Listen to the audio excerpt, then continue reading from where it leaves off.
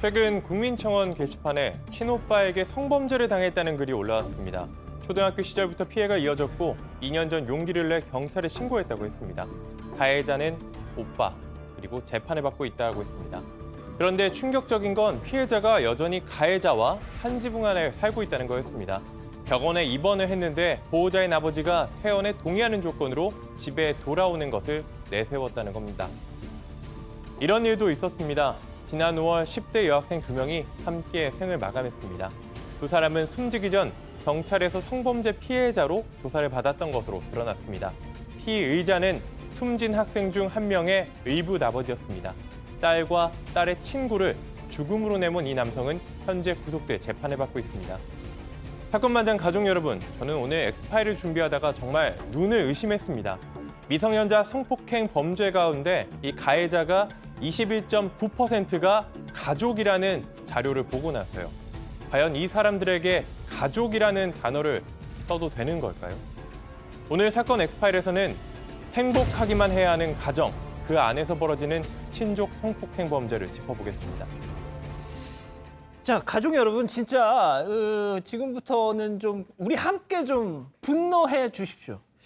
이거 진짜 우리가 분노하지 않으면 바뀌지 않습니다. 자, 나에게 성범죄를 저지른 친오빠. 그런데 함께 살고 있습니다. 이게 지난주에 국민청원에 올라온 글들 중에서 가장 큰 논란이 됐었죠. 참 이게 일단 그나마 다행인 거는 여성가족부가 이 논란이 커지자 돕겠다고는 했는데, 자, 그걸 다 떠나서 대명천재 어떻게 이런 일이 가능할 수가 있느냐, 이게.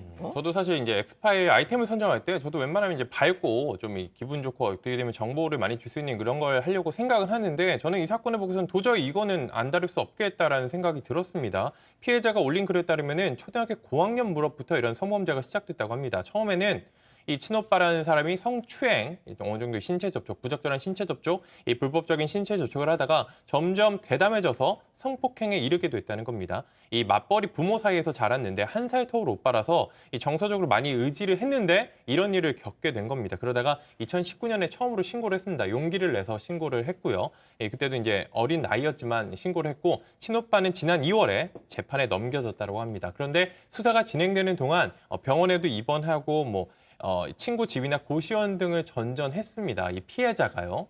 피의자가 아닌 피해자가 이렇게 전전을 했습니다. 근데 친오빠가 있는 집으로 계속 돌아갈 수밖에 없었습니다. 왜냐하면 병원에 이제 입원을 자주 했었는데, 이 미성년자이기 때문에 퇴원을 하려면은 아버지의 동의가 있어야 됩니다. 부모의 동의가 있어야 되는데, 부모는 집으로 들어오라고 계속 설득을 했다는 거죠. 그래서 어쩔 수 없이 이제 집에 갔는데, 장기 보호 시설은 본인이 하는 일이 있어서 지장을 받아서 할 수가 없고, 단기 시설은 오래 있을 수 없는 상황, 한 달에 한 일주일 정도밖에 못 있다고 해요. 그래서 결국은 그 가해자인 친오빠가 있는 집으로 돌아갈 수밖에 없었다고 했습니다.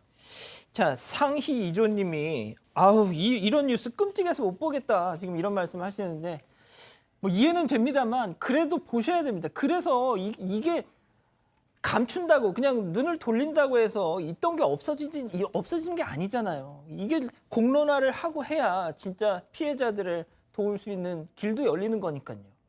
자, 변호사님, 이게 같이 산다는 게 이게 말이 됩니까, 이게? 이건 좀 몇 개 나눠 생각해봐야 되는데, 저는 이 친오빠가 왜 구속이 안 되는지 좀 이해가 안 되고요. 저는 그것도... 구속이 됐으면 당연히 분리가 됐겠죠, 피해자하고.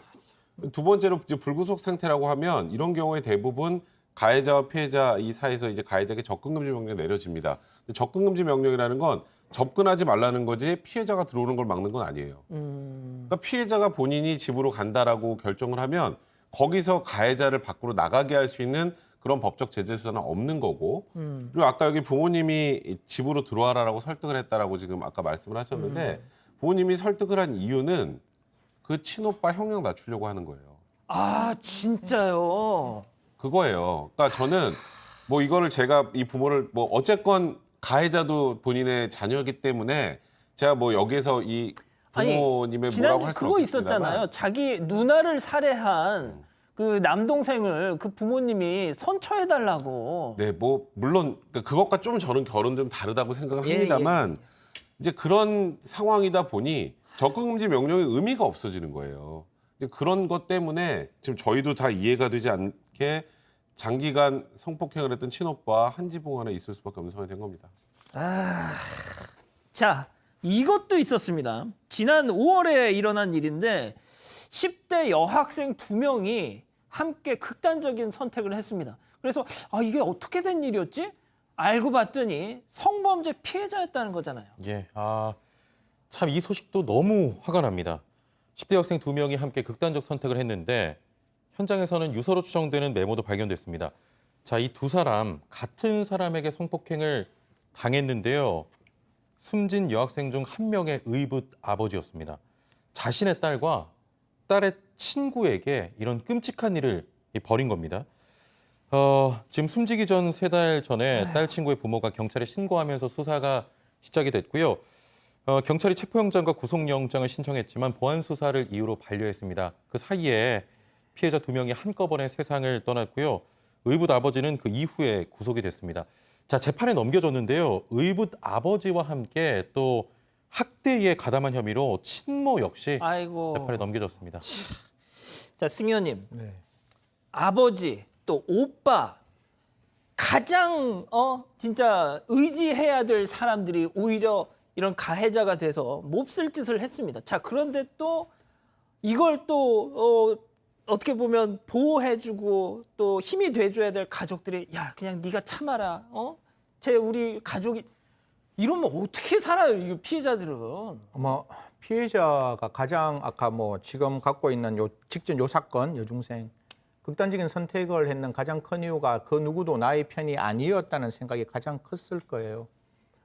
친족 간의 성폭력 범죄에 대해서 저희들이 연구를 하다 보면 가장 대표적인 게 그 집에서 제대로 그 아이를 보호해 줘야 될 또 다른 부모, 의붓 아버지면 의붓 아버지가 결혼했는 친엄마, 그리고 친아버지에게 성폭행을 당한다면 그것을 지켜줘야 될 친어머니가 사실 어떤 핑계를 대는가 하면 그 아버지에게 더 잘 보이기 위해서 우리 딸이 나의 의붓 남편이나 아니면 나의 친남편에게 그러니까 친아버지에게 약간 부적절한 행동을 한다라는 형태로 오히려 더 가학적인 이야기를 법원에서 정언하는 경우도 많이 제가 종종 봐왔었거든요. 그래서 이런 부분에 있어서 마지막에 함께 학대한 혐의로 친모 역시 재판에 넘겨졌다는데 친모에 대해서도 분명히 이런 경우에서는 정확히 재판을 해야 되는데 마지막 단계에서 걱정되는 게 결국 친부 잡고 친모 잡고 그다음에 친오빠 잡고 이러면 사실 이 아이가 갈 데가 없어요. 그래서 변호사님 말씀 주신 대로 정말 제대로 된 쉼터를 좀 만들어서 그 장소에서 아이가 건전한 양육뿐만 아니라 그에 대한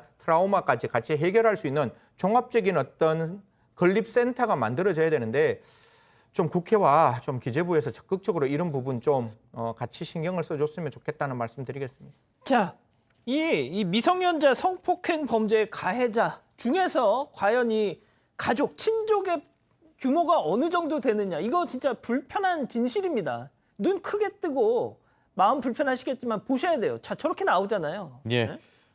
서두에 그 양원보 앵커께서 이왕 좀 참 다루기 어려운 내용인데 관심을 좀 가져달라고 말씀하셨잖아요.